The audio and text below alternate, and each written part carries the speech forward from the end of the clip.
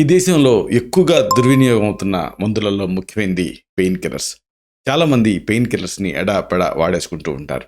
అయితే వీటి వల్ల అనేక ఇక్కట్లు, అనేక ఇబ్బందులు వస్తాయి. కాబట్టి అసలు ఈ పెయిన్స్ ఎందుకు వస్తున్నాయనేది తెలుసుకొని వాటిని పరిష్కరించుకునే దిశగా ప్రయత్నం చేయాలి. ఇది మనం తెలుసుకుందాం.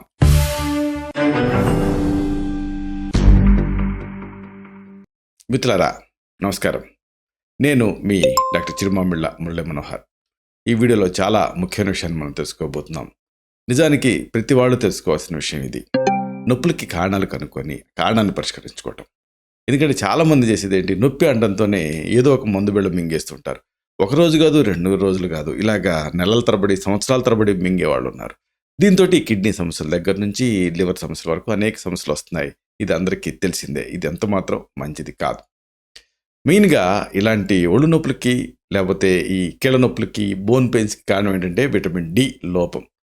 మన శరీరం సక్రమంగా పనిచేయటానికి, ఎముకలు, దంతాలు బలంగా ఉండటానికి విటమిన్ డి అనేది చాలా కీలకం. ఇది లోపించిందనుకోండి, ఒళ్ళు నొప్పులు వచ్చేస్తాయి. కాబట్టి విటమిన్ డి లోపం ఉందా లేదా మీరు అనేది టెస్ట్ చేయించుకుంటే తెలిసిపోతుంది. ల్యాబ్లో బ్లడ్ టెస్ట్ చేసి చెప్తారు. అలాగే దీనికి సంబంధించినటువంటి జాగ్రత్తలు తీసుకోవచ్చు. ఇక తర్వాతది అతి ముఖ్యమైనది, చాలామంది అశ్రద్ధ చేసేది నిద్ర. ఆకలి అన్ని రోగాలను పోగొడితే నిద్ర సగం రోగాన్ని పోగొడుతుంది సామెత.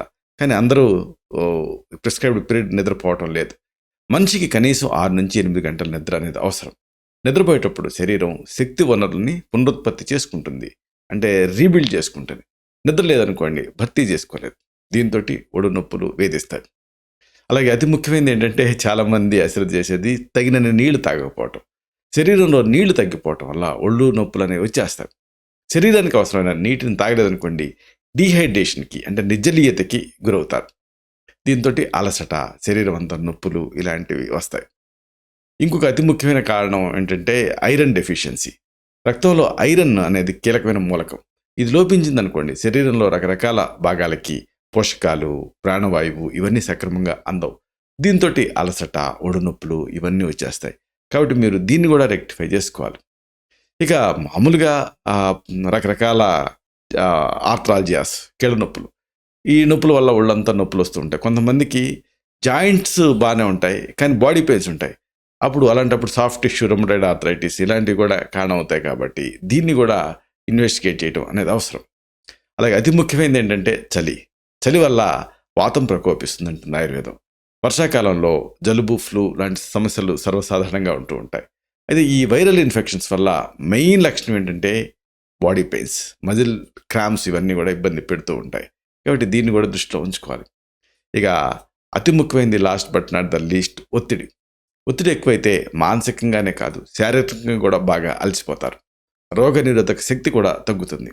దీంతో అనేక ఆరోగ్య సమస్యలు చుట్టుముట్టి శారీరక నొప్పులకు కారణం అవుతూ ఉంటాయి. కాబట్టి ఇవన్నీ ఈ ఒళ్ళు నొప్పులకి, అలాగే జాయింట్ పెయిన్స్కి కారణాలు. కాబట్టి కారణాల దిశగా ఆలోచించి తగిన జాగ్రత్తలు తీసుకోవాలి.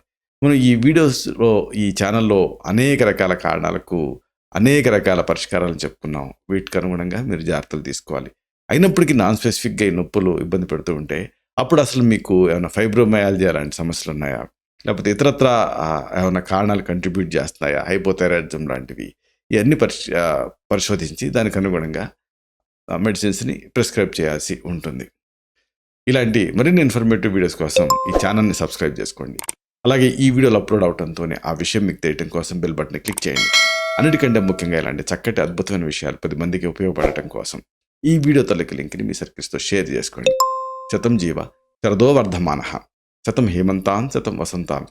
100 శరత్తులు, 100 హేమంతాలు, 100 వసంతాలు వర్ధిల్లుతూ జీవించండి. Stay healthy, stay happy, be positive, keep smiling, stay safe. Love you all. శుభం.